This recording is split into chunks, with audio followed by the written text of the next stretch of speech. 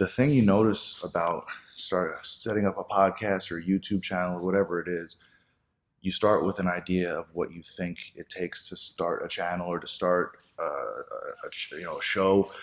Just recording on some mics or just taking a selfie. Oh man, the camera on the iPhone's really good, and it is really good. But then you start learning about framing, like what should the shot look like? What should my background be? Should there, like, I have most houses, I mean, we're in California, everybody rents or, has an apartment, whatever, it has those basic white walls. You're not supposed to paint, right? So Yeah. everybody has those white walls. So you take a picture or video of yourself with a white wall behind you and you look like everybody, it just looks like you're in jail or It's so plain. It's really plain. So, and then the angle you hit it at, the lighting has to be correct. The way you frame a video, they have this thing called the rule of thirds that I think I understand it by now, but the idea is there should be enough space on either side and on top and the bottom of what you're trying to do. And yes. You want to really a focal point. Yeah, right. So I learned a lot of that. I'm not trying to like give this like misinformation class on filmmaking and shit, but what I've learned is when you put together a podcast, the journey from your first recording or your first idea that you want to do it until you actually start developing a channel, developing content, and finding your voice, you wind up learning filmmaking, you learn audio editing, you learn audio production, video production, you learn how to use cameras, you learn things about lenses and photography, and you learn all this stuff, man. It's crazy. And then the computer stuff, you learn a lot of computer skills. Yeah, I bet you do, because I definitely am struggling in that part, because as I'm still trying to find my voice for my information, the computer side and being technologically advanced enough to know how to search things and knowing how to do a lot of basic just uploading of things is difficult. And that's where I'm slow. So for me, I had a technical background, but mine was more in systems, sort of how the internet stuff kind of works, building internet services and that sort of thing, Linux systems administration or engineering, and it's not the same set of skills at all. So with the internet stuff, with searching and figuring out basically, what are the pieces and what forums, and, Reddit's really helpful. YouTube's amazing. But, having the right search terms, that wasn't my problem necessarily. The reason that I took to podcasting initially, because I thought it would be a really great convergence between my technical background and then jiu-jitsu, two things I really love, two things I'm passionate about. Basically 17 years experience in one professionally and then 12 in another in jiu-jitsu. I'm like, I could knock this out of the park because I have this technical background. I get what it takes to put one of these things together. This was naive, to say the least, because these are different. You can have somebody that's great as a programmer, a developer, or a systems administrator, something like that. These are like high-paid tech jobs in Silicon Valley, but they don't know anything about Photoshop or audio or video production. No, that's very specialized. That's a special niche. Yeah, so if you look at the quality of video, that I hate it when I put out a video and it doesn't look good, right? So the things it takes for this whole presentation to look and sound good, to me it has to sound perfect. Otherwise I'm really not happy, and I don't put out a lot of stuff if the sound isn't good. If you look at the credits for any of these movies, you see, any Hollywood movies, even small independent movies, the number of people you notice in the credits roll at the end, how much it takes like 20 minutes. 100 people that you don't even see to make it look the way it looks. But people have no appreciation for that. No, none at all. Because you don't see them. I understand, and look, just trying to do all this stuff where we're just sitting basically stationary in a gym or at the studio or wherever, trying to make it look good with just one person. I'm not saying there's no special effects. We're not doing any of this stuff. We don't have a budget we have like 50 people here to make it look this good. Yeah, there's the number of people that have been on my team to produce videos over the last 18 months or whatever it is. At any given time, there's 7-8 people that go into doing this stuff. And then Sunny, who's our, Asian cameraman #1, he kills it. He edits all this video, and he would set all the cameras up before he did 9/10 of that stuff. Now he's having another kid, and as soon as he mentioned, hey, my wife's pregnant, Adios. congratulations. And the first thing that popped in my head is I can't ask him for anything ever. I'm never going to ask him again. If he volunteers or whatever, I'll graciously accept the help, but I can't ever ask him because, he's got 3 kids. Yep. And then He's busy now. They're all like grade school and a newborn coming. So that told me, okay, I need to learn how to do everything myself. I need to understand what goes into each of these processes. And what's that guy, Gary Vaynerchuk? Have you heard this guy? No. He's like this business. Chuck. He was episode 9, I want to say 9, 10 of Joe Rogan Experience, the one right before the. Damn, early one, huh? Well, this is the one right. No, 9/11 was just recent. Oh, I thought you said 9 or 10. No, I was like 910. Damn, He has that's 900 far back. He's like, yeah. So it was Gary Vaynerchuk. He talks a lot about recognizing your strengths and doubling down on your strengths, and then just don't do your weaknesses. He says, like, don't sit there and stress and try to learn and everything and do everything. He basically says triple, double down, whatever on your strengths, and you got something you're passionate about, you got something you're good at, full in, double in, triple in. So I figure, okay, let me just at least understand the process, what he's doing. And for streaming, I understood why we weren't able to do that. I learned the process of syncing the audio of the video, why it was taking a long time. Okay, what does it go into to do that? And then I just sat there and I'm like, okay, alternative. We need to stop doing things the way we're doing, and I needed to think up a new process, and that's what I basically did. So that's why you're seeing way more video content. But to learn that over the course of the last year and a half, and to actually have to do it because I had somebody that helped me before, now I know better.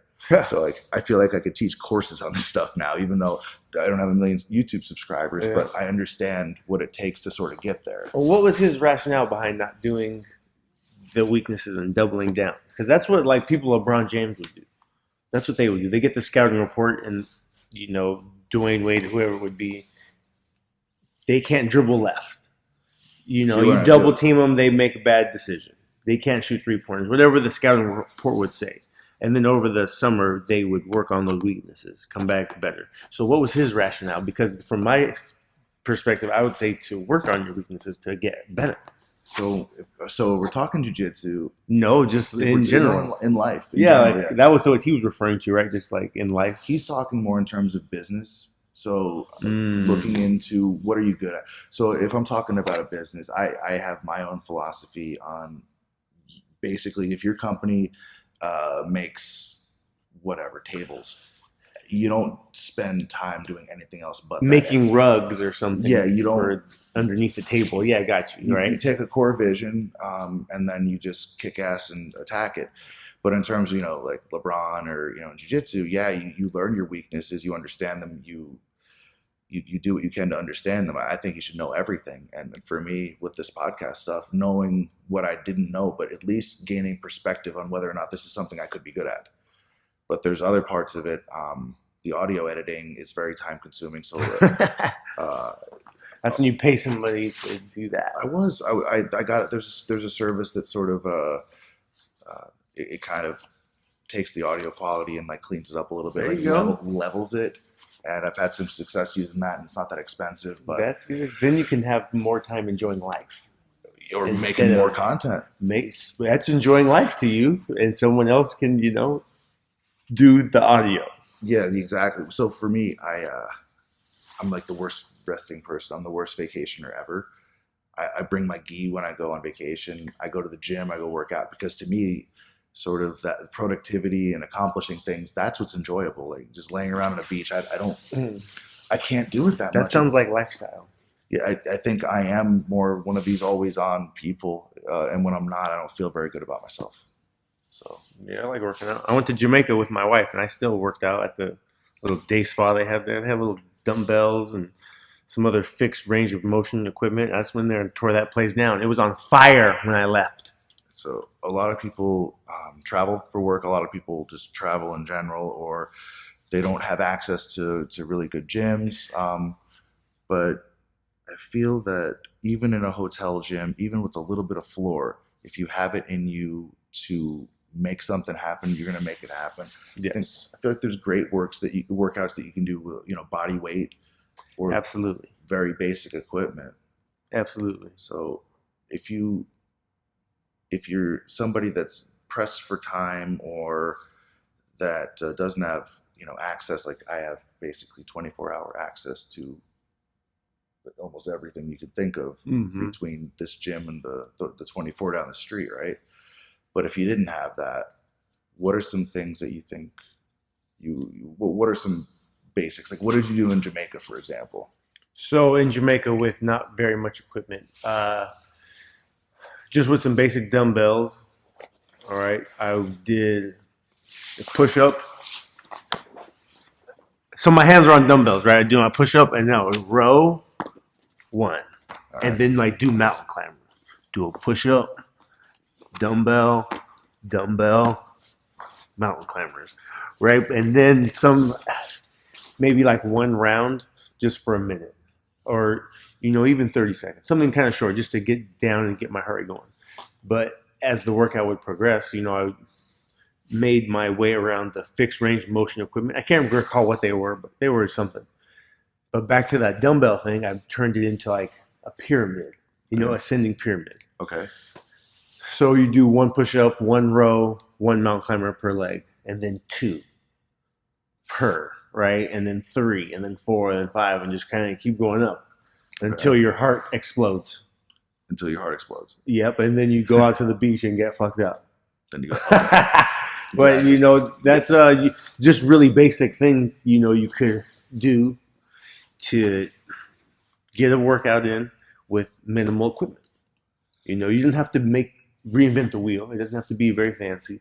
It was a push up, something for my back and my chest. Okay. I got my legs working, my core, heart rate up. I feel like between mountain climbers and squats and jump squats and burpees and just sprawls, running, and you can run in place, jumping jacks. Yeah, the running in place I feel like the better energy could be spent even doing the jumping jacks, right? Or the squat hops you said.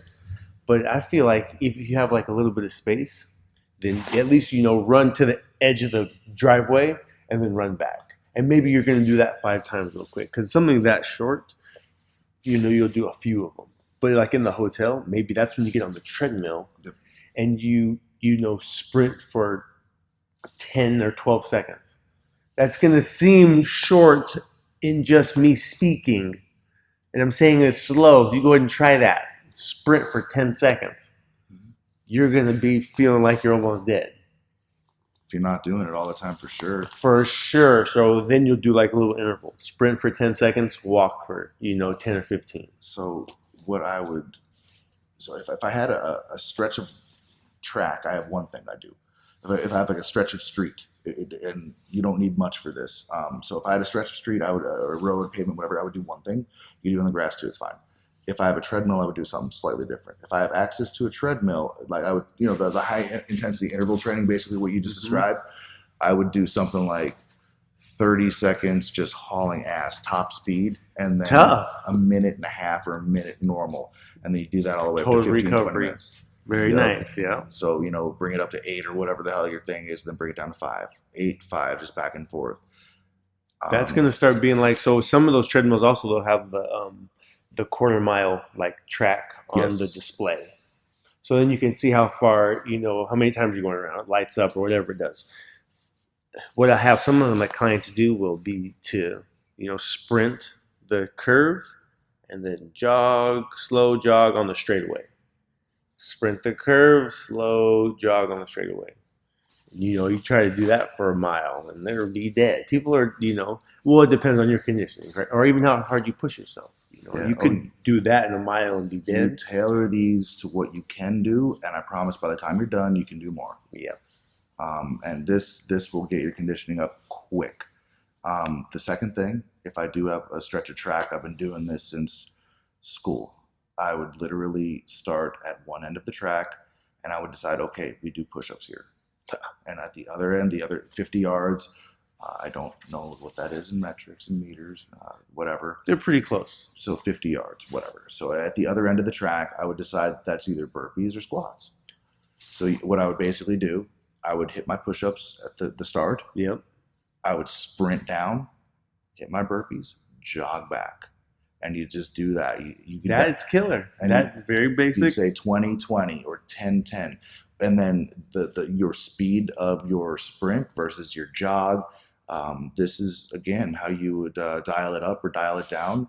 And you're gonna start with one thing and you're gonna end with another. And if you have access to more equipment, you can even decide to change those exercises up. So you have a jump rope at one end, you have a kettlebell at the other one. Yep, and that would be awesome. That would be awesome. And then you do what you can do, and you try to push to do better. And this is stuff you can do by yourself. You do it with a friend, it's all good. And it doesn't have to be a race. So can I actually add something to what you just said? You said do it with a friend. If we are at that track or that same little straightaway, how cool would this be with your partners? Like, I'm going to jump rope, Yep. or do these push-ups or these burpees or whatever the activity is, while you run the stretch down, back, and Yep. then we'll switch. Death. True death. Exactly. That's an awesome workout. Exactly. What we'll do in here some mornings is we do different hip escape drills. I like doing, the sideways one I do. It's almost like the salsa move, so it's going to sound all messed up on mic. But I basically do sideways, right? I think it's all so Ronda Rousey did a video about this. Just being able to move without having to put your foot on the ground. It's great because if I'm up against a fence or a cage or a wall, whatever, in MMA, or I don't necessarily want to touch the ground to be able to counter somebody's movement. So if you're walking around me trying to pass my guard, I don't have to either check you. I don't have to add a trailing hook to, add an open guard like a butterfly hook. I don't have to establish a connection to you or to the floor and able to actually counter move. So it's more efficient by using my hips to move, right? I can do micro adjustments. So we'll drill that up and down the long way of the mat, right? We'll just go up and down, and then we'll do stop, 40 arm bar swings, 50 arm bar swings. Keep going, stop, partner up. I remember those days. Keep going up and down. Yeah, and because it's not necessarily calisthenics for calisthenics. It's conditioning that is directly related to a jiu-jitsu technique that will save your ass at some point, right? Mm-hmm. Knowing that even though you're tired, as somebody's trying to run around you past your guard, like, this is your time to keep your composure. If you hold your breath and freak out on the bottom, pass. That you're going to get passes. You're going to hold your breath right before they're about to pass, and then they can mess with your breathing. Just like those pitter-patter punches, right? Those Diaz brothers, they hit those little 50% jabs or whatever. Just as soon as you take a breath, they smack you. It's perfect. You never get to breathe. Just a little slap, right? You never get to breathe. Same thing, right? So by doing this, by having this sideways, hip escape, it's really cool because I can conserve energy. You're doing a big step either direction. All I'm doing is a little choop, moving my shoulders, moving my hips. If you train to keep your shoulders and your head and your butt off the mat, your hips off the mat, it's going to be no brainer. But if you're always rolling with your shoulders flat, it's lazy. Lazy. It's just people not knowing, right? Yeah, I suppose. It's also why by the time a lot of guys get to purple belt, like, they have abs at white and blue belt, and they're like the best cardio people mainly the ones that get like super addicted to jiu-jitsu because they're using more energy to do basic things. Their idea of an arm bar or an arm bar swing or any of these techniques, it's harder because their shoulders are usually flat to the ground. Yeah. They haven't trained that core to kind of curve upward and give you that nice upper back pain yet. So they're sticking, right? Yeah. If I do a hip escape, my shoulder blades are flat to the mat. I'm sticking, but I'm using more energy to get to the same place. But by the time you learn it, you realize, moving from here to here, it's only like, just a little scoot. All of a sudden, you're like, purple belts have figured out that the basically jiu-jitsu is in slow motion. As you get better, it's like a case of diminishing returns in terms of, the weight loss and, staying nice and fit. Unless you just push it. You have to push it even harder. Yeah, work a little bit harder. Right? So having people you can... Getting older does not help. Oh. But that's what happens when you stay in the jiu-jitsu game. But jiu-jitsu does help with getting older. It does. Getting older doesn't help jiu-jitsu. No. But jiu-jitsu helps with getting older. Yes. Does that make sense? That makes sense to me. Yeah, because if you stay in shape, you stay what? If you're doing jiu-jitsu all the time and you're a little bit older, you learn how to protect yourself, right? Yeah, you stay active, your cardio stays good, your conditioning stays good. It promotes flexibility, but if you don't work on it, this is where some of the injuries might pop up. But you're also producing what? Endorphins, happy chemicals, decrease stress, right? Getting out some aggression. You get to choke people. It's awesome. You're producing testosterone, IGF-1, just naturally. Some adrenaline. Adrenaline. These are all things that are going to keep you looking and feeling younger, right? Elio Gracie, 96 years old, is when he passed away, right? And he was still training all the time, every day. Beautiful thing. You look great. You look tremendous. Did you see there was a video on YouTube or Facebook the other day. It was like two older women doing judo, like older. You know what? I feel like I did see that. I did, I think. I believe that Clint Cronin show may have shared a video, something like that. Definitely wasn't homework or anything. So we got a guy in the UFC this weekend. Got Big Pretty, Justin Willis. Big Pretty. You roll with him? I do roll with him sometimes, yep. And here, as a matter of fact, he's pretty damn tough. He's super heavy. 275 heavyweight, so he's going to obviously cut to 265, but he's one of the AKA Pro Fight Team guys. He's young, undefeated, right? Tough. I'm not sure of his record, but I know when I work with him in here, he puts it on me. He can wrestle, and it's difficult because he is a big guy. He's a very strong guy. He's got good base, good jiu-jitsu. He's a good wrestler, but he's always wearing shorts, and he's already done like MMA training by the time you roll with him. Yes. So we're in a gi, and this guy's slippery and wearing basketball shorts or just MMA shorts. Super primed up too. He's been here training for an hour before, easy. Yeah, no excuses. He's a tough guy, so yep. I'm really happy for him. He got the call, and he's going to be in tonight, the UFC event. Super exciting. It's in Brooklyn? It is in New York, yep. That's why everyone's out there. So I know John Baer is out there, Alex Kababian, who's been on the Shizzo. He's out there coaching his guy. Man. It didn't hit me when you said it at first that Alex is in New York. And I was like, oh, what? Yeah. But then, yeah. So they got the call last minute. I got hit up.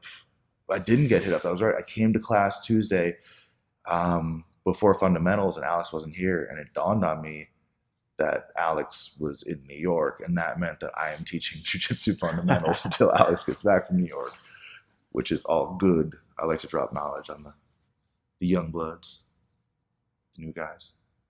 Spread knowledge. So knowledge is power. So what's been up, man? What's the training life like? Training life is good. You know, in the new year, people get very ambitious, but I can definitely, hopefully, bring some light to your ambition and, you know, fitness goals. The training world's been very good, but sometimes, you know, it takes a grounding of people to bring their heads out of the clouds. Sometimes they get very ambitious. And I think that any fitness goal can be reached with consistency and determination, right? You need to want to do it, right? Whether you want to gain 10 pounds of muscle, you want your bench press to be over 225, you want to lose 20 pounds. It doesn't matter what the fitness goal is. You want to run a marathon. Be consistent. Be consistent and be disciplined, you know, with your training. It doesn't take a magic pill. There's nothing that's going to come in overnight shipping. That's going to just take time, and you have to trust the process. This is something that is hard to understand maybe at first, but if you ask someone who has success with their fitness goal, they're going to tell you they were disciplined, they believed they could do it, and they were consistent. Maybe not in that order, but, you know, that's really just what it takes. There's no magic pill. I feel like a lot of people, you made a really good point kind of off camera before, and you alluded to it a second ago. It was in regards to setting realistic goals. Yep. Yes. Realistic goals. You know, if you want to lose the weight, you know, before the high school reunion, don't start 1 week before the high school reunion to lose the weight. If you want to lose the baby weight, right, and get your body back pre-baby, start as soon as the doctor says you can. You know, don't start a year after. If you want your bench press to go up, you want your squat to go up, whatever it is, focus on those lifts. Focus on lifts that will get you those results. Of course, you don't want imbalances in your body with strength training, right? So maybe that's why you might need a trainer. Maybe not me, maybe someone in your area, wherever you're watching this, but you have to do workouts that are catered towards that goal. Don't worry about the glamour muscles. You want your bench press to go up or your squat to go up. It's fine. Don't worry about getting bigger biceps. Don't do curls in the squat rack if you want your bench press to go up. Don't do that ever anyway. Well, yeah, I had to throw that in there. But, do workouts that are catered towards the goal. And, be realistic with it. Don't have these inflated numbers. You're not going to do 100 pounds in 2 weeks, 100-pound increase. You're going to create injury. Potential for injury will be greatly increased if you try to be that aggressive with the number. Give yourself some time. I feel like a lot of people give up prematurely on diets or on training regimens. And a lot of it is due to maybe expectations not being realistic, maybe due to like obsessively searching the internet for this magic answer like you talked about. And the other is just weighing themselves constantly. Yes, I definitely think the weighing constantly is a issue. Maybe once a week. Once a month, man. It's not twice a month. It's not down to, okay, I lost 100 pounds or whatever. It may not be. Maybe over the long haul you're trying to lose 100 pounds, but really you're trying to look at, the CrossFit guys are good about it because they look at performance, your performance now versus last time. Yes. And just overall increases in performance. And this is kind of application, right? Application to weight loss can be, how do my pants fit?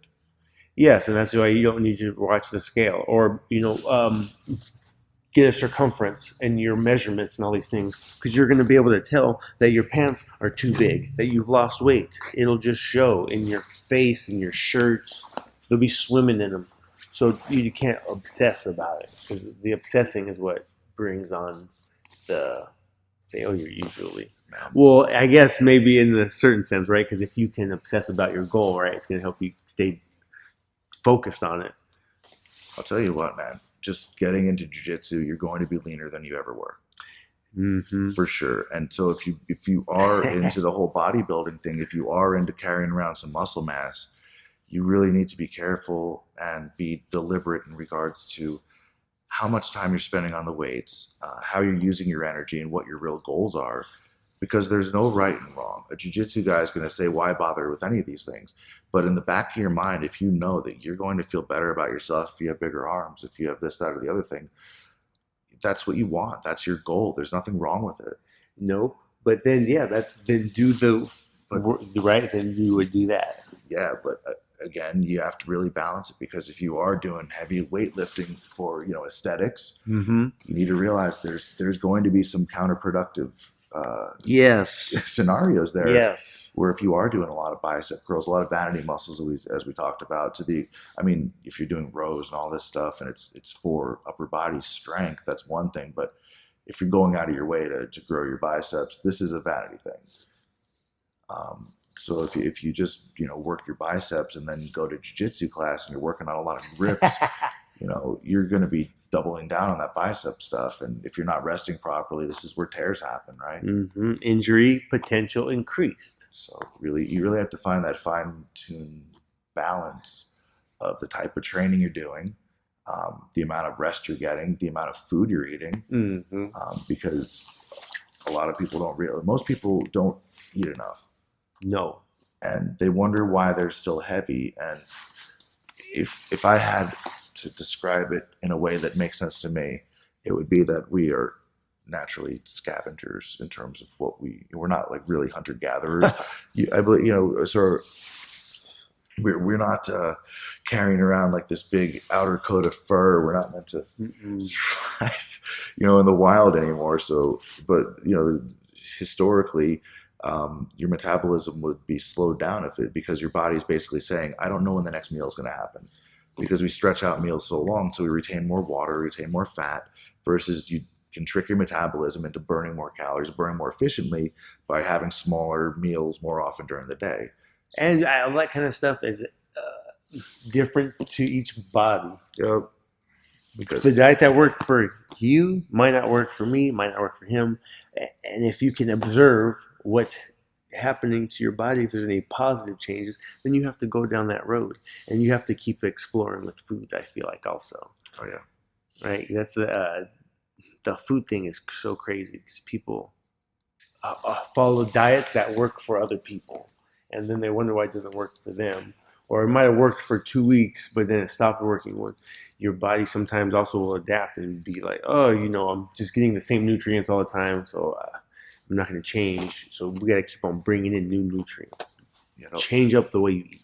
You have a lot of people that would take the traditional bodybuilding type diet and then apply it to athletics, or apply it to the fighting or MMA or boxing, and didn't work out very well for a lot of people. I bet. The drastic weight cuts and everything, and it's really dangerous, really. We talk about kind of the traumatic brain injury thing all the time, and then so having a low fat, diet where you're trying to squeeze all the water out of your body and get in your head when you decide that your brain is 70% fat and the rest is water, you're wondering where these flash knockouts and concussions are coming from. So totally dehydrated, undernourished, rocked. So I wonder if you're not allowed to replenish water via IV anymore in MMA or in the UFC. Yeah, I heard that's been on at least last year. Did they do it last year?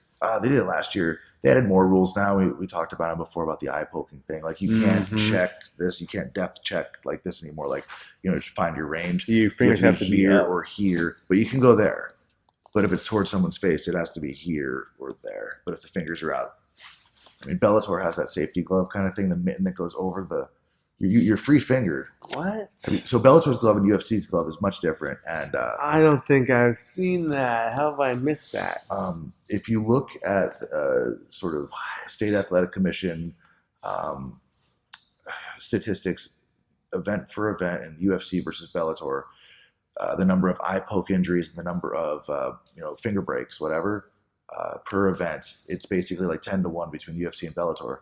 Bellator's glove, it rounds off at the end. Your fingers are basically free, but it's like a mitten. So you can still grapple. Your fingers are still free. But if I were to outstretch like this, there's a curved, sort of round, crazy. Foamy. But what happens when they make the punch? How does it come under? Because it's still attached to their fingers? Still attached to the fingers, yeah. Crazy. But you can still grab with the inside of the fingers. Still grab. Yeah, we have them here. Dang, that's crazy. Alex likes them a lot. That was, I guess they were selling them there for a little while. Like a safety thing, huh? It is, and they don't have the eye pokes. They don't have the broken fingers. It's like a 10-1 reduction. Yeah. So, very smart. But instead of changing the glove, they just made this, because you're sticking your fingers in someone's face, just sticking in someone's face. Because that's not your reach. Look, if that's my reach now, if I close my hand, that's not my reach. Yeah. If you decide that that's your reach when you snap it, like once I turn my shoulder over, whatever, like maybe that's the same as that, because that's as far as you go. But if I'm stepping forward with my jab, it's much further. Yeah, it's slightly out. So I don't really see a really good reason to do this other than to deliberately poke somebody in the eyes. If this is your reach, this is your reach. Maybe this is an idea that like it keeps them outside of your reach, but yeah, it's like a lazy way to stay back. Yeah, but like you want this, not this. Anyway, the other new rule in the UFC is you can't shit yourself anymore. That is so crazy. I did not know that it happened so frequently. I can't believe that I have missed it. Because that one meme with Betch Correia, it looked like she shit herself after Ronda. But I think it was just the internet having fun. I've never seen that in real life. I did not know that was a thing. I did not know they had to make a rule about it because it happened so frequently. People get sick. I mean, that's so crazy. If you think the amount of training and how thin you're spreading yourself when you're competing in like MMA and jiu-jitsu, whatever, any of these sports, there's a lot of fighters are sick actually out there in the octagon. I mean, from the weight cut, from all of it, man. When you push yourself like that, you get sick. Your immune system takes a shit. It's so crazy that you can't take a shit anymore. I'm outraged. No. That'd be terrible. That would be just terrible. How awkward is that on either end? Have you seen it? Like, I've been at a fight with you and someone that shit their pants?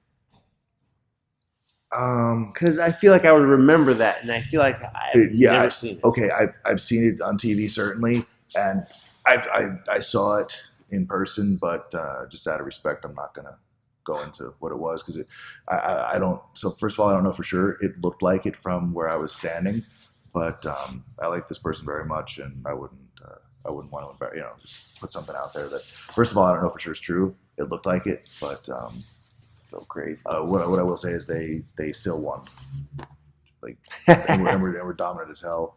And if they were sick for whatever reason, or if it was just sustained from something else, I don't know. But it looked that way. But I wouldn't name names because it's fucked up. Anyway, it's got to be the most embarrassing thing in the world. Pretty up there. It's got to be up there. Yeah, I mean, like, but unless you're in that match with that person and it's you or them, I feel like that's like their story to tell. Yeah. Especially if it's like local stuff. So yeah. Anyway, man. So who's on the? It's so hard. I've been out of touch with UFC. I thought Anderson Silva was coming back and fighting. I heard that maybe he was just trying to call people out. I'm not sure if he's going to be on this card, but I know Holly Holm is tonight. I feel like, and I think they said Jacare, but that's the extent of my knowledge. Could you toss me a web browser or phone real quick? I'm gonna look this up. Thank you. So. I'm about to take care of my back soon too. I got a bad back. What's wrong with the back? So it's not even my back, it's my psoas. It's from doing a lot of jiu-jitsu, I think. So I got to stretch. It's from like pulling people down with my guard. It's my psoas. It's in the front. I thought you just said you like had a sore ass. I was like, yeah, it sounds funny, huh? Let's see, scheduled events, past events, UFC, scheduled events, and man, they have it scheduled all the way up to 220 right now. Damn. Right, so 208 would it be? I think so. Home versus Randami. So that's at the Barclays Center. So this is actually in Brooklyn, which is awesome. Crazy. Background. I don't want to see. You have Holly Holm, Jermaine G. Handami, Anderson Silva, Derek Brunson. You're right. Tim Boach is fighting Jacare. Glover Teixeira is fighting Jared Cannonier. Damn. Dustin Poirier is fighting Jim Miller. It's going to be great. Damn. And then Randy Brown, Bilal Muhammad, Wilson Hayes, Olka Sasaki, Islam Makachev against Nick Lentz. Felipe Nover is fighting Rick Glenn, and Ryan LaFleur is fighting Juan Carnero. And this is for the main event is for the UFC Women's Featherweight title, which would be Cyborg in there. But there's some current outstanding stuff going on with the Athletic Commission and Cyborg. I don't know, it was something down to the weight cut being drastic and some medication not being kosher with some traces of substances in her. I want to say it was a diuretic or something like a diuretic that is under the scrutiny right now, but I don't know. I was really hoping to see Cyborg in a title fight, and I thought Holly Holm Cyborg was going to be tremendous. So kind of bummed about that. Holly Holm's a badass, though, so I'm looking forward to this match. I was, dang it. I was thinking that someone else was going to fight tonight also. But I guess I was wrong, but I'm super excited for what's going to happen tonight. I want to see that Jacare. So we're going to head over and kick it with we Palacios. should, yep, because I'm super hungry soon, too. Yeah, food's going to come up. Where are we on time? Can you check that, Vic, on the audio? Yep, 39. 40 minutes. Yep. All right. Real quick. Let's I want to bring it back to the jiu-jitsu topic real quick before we cut out. Just something. I feel, first of all, when people start jiu-jitsu, we talked about this in the last video, the little one we put out, a message to brand new people or whatever it was called. There's a lot of moves that are shown to brand new people. Like here's an armbar. This is mount. This is the mount escape, the upa. This is cross collar choke. Here's a sweep. Here's a bump and roll. Whatever. We just said that. But your first couple days coming into jiu-jitsu, your first weeks, months, I feel there's one thing that new students should be told, just to avoid being absolutely slaughtered. I feel like if somebody was just like, hey buddy, come here real quick. Because you can talk about posture all you want. And yeah, posture, you want to be over your own hips, not theirs. So this is critical, but sort of the prerequisite for posture is understanding grips control, right? Mm-hmm. If I understand that as a wrestler, I sprawl because I intend to defend my legs, right? You don't want to be taken down, right? But the underlying message is I want to be defending my legs. And we showed a technique about lasso spider guard last week or 2 weeks ago, where if they weren't able to control your legs, they were at a great disadvantage. They didn't have the same control over you. But by your posture being broken, then you can get swept. Yeah, they have more control. So if as a brand new jiu-jitsu student, you are going to start your first class, and you're going to roll for the first time or first times or first months, you're getting choked, you're getting swept all over the place, you're getting armbarred all over the place. If you understand this one thing, it'll happen less. You're not going to magically be way better, but you're going to have an advantage, and you're going to suck less. You're going to get your ass kicked less. Suck less. You're going to suck less. And that's a good thing. This is hand fighting, breaking grips. So if I know, first of all, if someone grabs my collar, this is bad. I need to do something about this. I need to address it immediately, because no matter what move you were trying, no matter what position you're in, once they establish grips to your body, that position is now changed. Your move, their move with a collar grip is now a different move. And if you do not address that collar grip, elbow trouble, you're in trouble. If they have your collar, you break the collar grip, 2-on-1 pop. And we'll do a little grip break thing at the end, maybe, or next time, whatever. There's lots of time. So got to break grips. So at the wrist, on the collar, on your pants, everywhere, anywhere, anytime. That's what we'll do. I want to do just a grip fighting, grip break video. What I'll do when I'm teaching the classes here, fundamentals. The other day, I taught a class basically how to deal with from standing, collar, and elbow grip. Okay, you address the situation, boom. The collar, that's your neck. That goes to your brain and the thing that helps you be awake and think and not be dead. So you want to break that one first, right? So collar grip, boom, break that first. If they have the elbow also, collar, elbow, make space. Don't just stand there, because what are they going to do? Break. They're just going to look at you. Re-grab. They're going to go like that. If all they have to do is go like that to control you, you're doing something wrong. Mm-hmm. So again, first things first. You need to deal with grips, because you learn it standing, and then you can apply that same thing to just a basic closed guard passing drill, and you say, okay, now based on what you learned here, apply it to the closed guard. And concepts on the bottom, if you know to get off your back, get off your shoulder blades, crunch up a little bit, use your legs, try to break them down, get a collar grip, get an elbow grip. The top guy's got to say, hey, that's bad. I got to deal with this. I got to fight those hands. I got to hand fight. I got to grip fight. Break, and then you can open their guard. If in the process of you trying to open their guard, they re-grip, what do we do? Break, start again, go.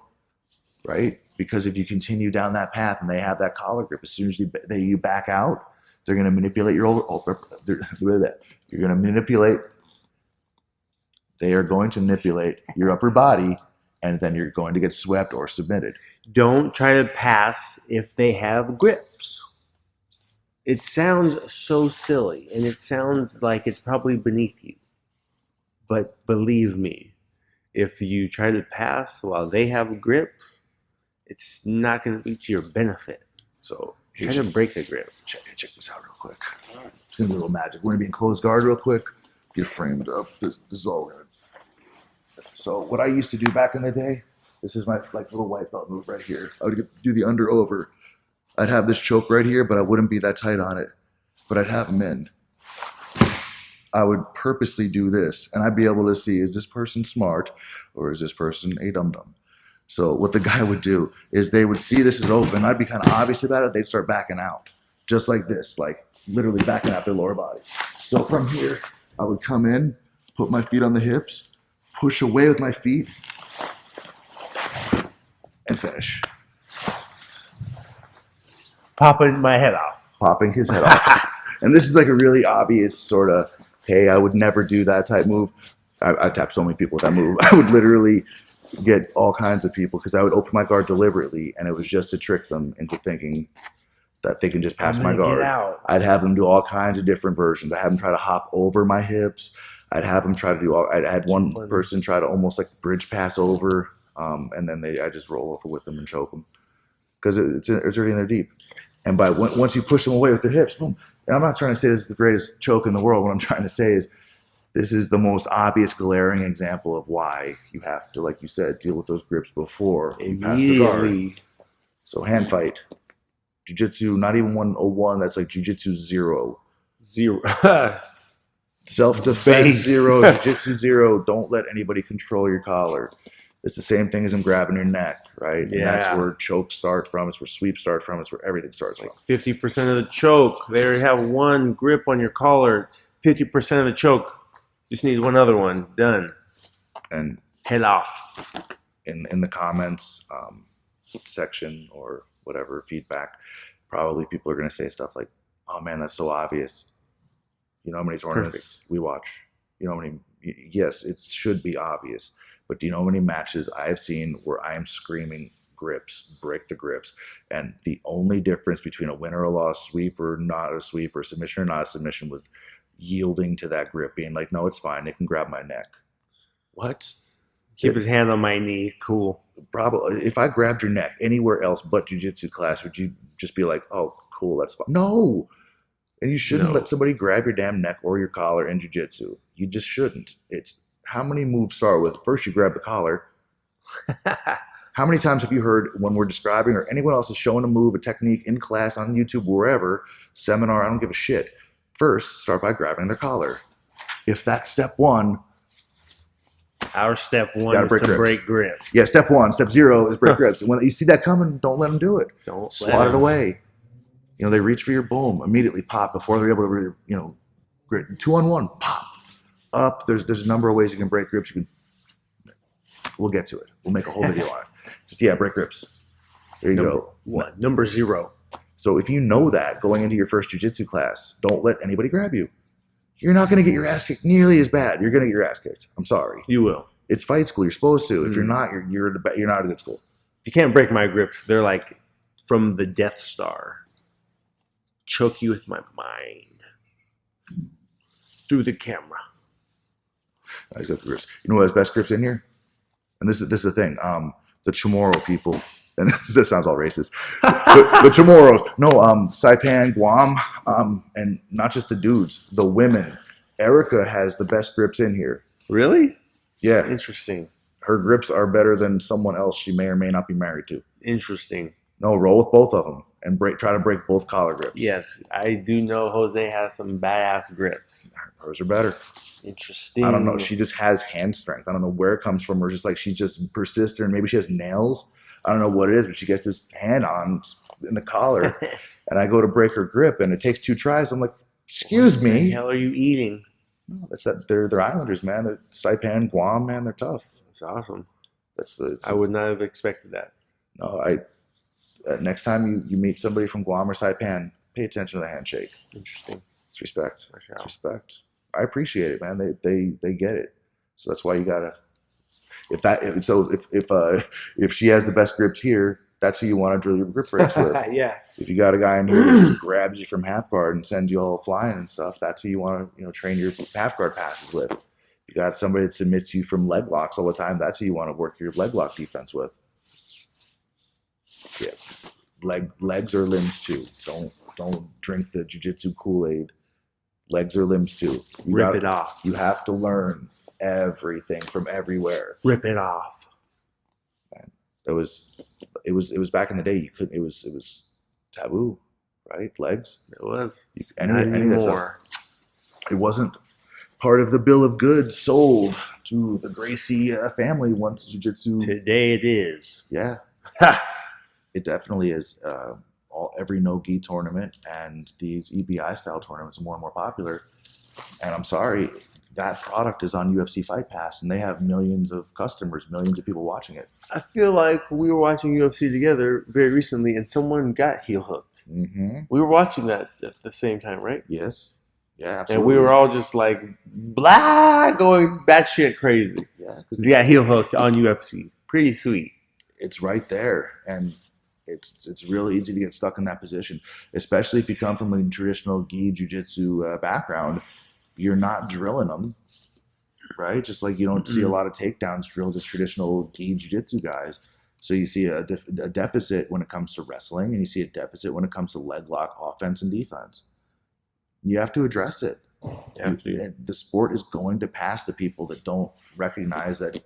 Look, I get it. I understand why the gi jiu-jitsu tournaments and lower belts can't do leg locks. I understand the idea of retaining students and people not being injured and people not being discouraged. I get it. It's fine. But setting in a fight, in a real fight, if they have grappling experience and they know something you don't know, you lose. I'm taking a leg in a fight if I have to. If I do your wrist, maybe that'll be enough to stop you. You know, if I can wrist lock somebody in a street fight, done. If I can heel hook someone, straight ankle lock someone in a street fight, done. If you don't learn how to defend your legs, you're going to be at a deficit because more and more leg locks are finding their way even into gi tournaments. The white belts can do straight ankle locks now. As a white belt, it is your responsibility that you learn how to defend them, even if you're not attacking them, just to keep up. I recommend attacking them. Why? At a certain point, if you don't know them, right, you're going to get caught. You're going to get hurt because if you don't have your legs attacked often, when you do, you're going to get tense. You're going to freak out. Not going to know what to do. You're going to hold your breath. You're going to panic, and you're going to get your knee popped because you're not going to know when to tap. And you're not going to understand how the move works unless you tap people with it too. Mm-hmm. So you want to know how failure occurs from both sides. You want to know how the submission occurs from both sides. And I'm not telling any instructors or any jiu-jitsu organizations how to run their businesses, their tournaments, their schools. In my book, everyone should know everything. There's a safe way. It's impossible to know everything. I got to stop you there. You should be striving for it. That is the art. That's the pursuit of perfection. Right. For me, if I get caught with something, I want to know what happened. I absolutely do. I'm fine. I'm in school, right? No one's paying you to be the gym champion of the world. You're not gonna tap everybody all the time. You're supposed to get tapped. If you're not, then you should find people that can do that and get it done. Because you're just gonna plateau and you're gonna get a false sense of security. You're gonna get beat up when it matters. Gotta get challenged. Experience that ego death early and just realize that this is school. This isn't the UFC. And when you're in here, you're supposed to get tapped. And if you were only measuring your self-worth based on your performance on the mat at jiu-jitsu school, stop right now. You're worth way more than that. You're cool as shit that you're even on the mat, that you've made it here, and you're cool regardless. And if you can accept that you're going to get tapped sometimes and just be okay with it, you're even cooler. Because you're humble now. You understand, you know. Who the fuck is undefeated at life? Hello? Everyone experiences tragedy. Everyone experiences loss. And everybody's supposed to get tapped because that's how you get better. That's how you get better. It's like the lobster, man. Did you hear that? You saw that philosophical thing? It's a video on growth and stress and pressure. Yes. That's how he has to shed his shell to grow. Yes. So the shell becomes uncomfortable. He's forced to shed it. And then he grows. And he has to hide because he's vulnerable. Yep. And as soon as it hardens up, he comes back out. And he wears that one until it's uncomfortable, and he does it again. Yep. Repeatedly. So that's what tells us alone, like being babied and having no, it's not good for you. You don't grow unless you've been put under pressure and you face stress and you overcome it. Speaking of pressure, my back is about done. We're about done. Yeah. So I'm saying it's about time to go foam roll and catch up with Los Palacios at Smoke Eaters in Santa Clara. UFC fight, free plug, shameless. UFC 208. I'd like to thank everybody for continuing to stick with us and watch our stuff. Anthony Baker's on Instagram and Twitter, AJB1371. Again, if you're in service out there, or even if not, do us a favor and do those 22 push-ups. Mission 22, right? 22 to none. 22 veterans a day commit suicide. It's unbelievable. It's unacceptable.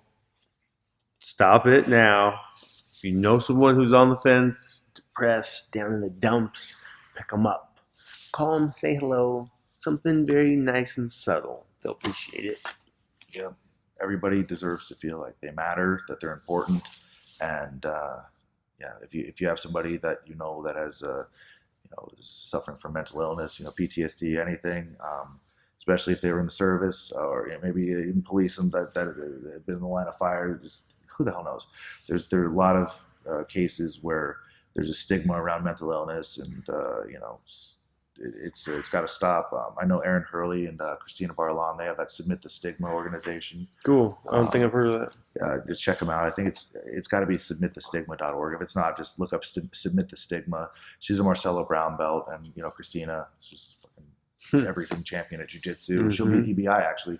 Really? Yeah, she's part of the first EBI female or women's tournament that's coming up soon. She was just selected, which is going to be awesome. We'll be hopefully down there supporting her for that. But yeah, anyway, Submit the Stigma. They raise awareness to mental illness and to suicide and all that sort of thing. And they put on seminars and things. They had one right after Nogi Worlds over at Coyoteros recently. Nice. They lost a teammate to very sad circumstances. So yeah, Submit the Stigma, Mission 22, both great organizations that do great things, and throw down those 22 push-ups to raise awareness for the 22 service men and women that lose their lives to suicide every year. Otherwise, not cool. Nope. If you guys made it all the way to the end, thank you. Please like, comment, share, and subscribe to this channel. We do this stuff because we love to. Jiu-Jitsu's changed and saved our lives over and over, and we just want to get out there and share it with the world. So again, I'm Clint Cronin. It's Anthony Baker. Thanks for tuning in, and remember, break grips. Don't let nobody grab your neck. Thank you.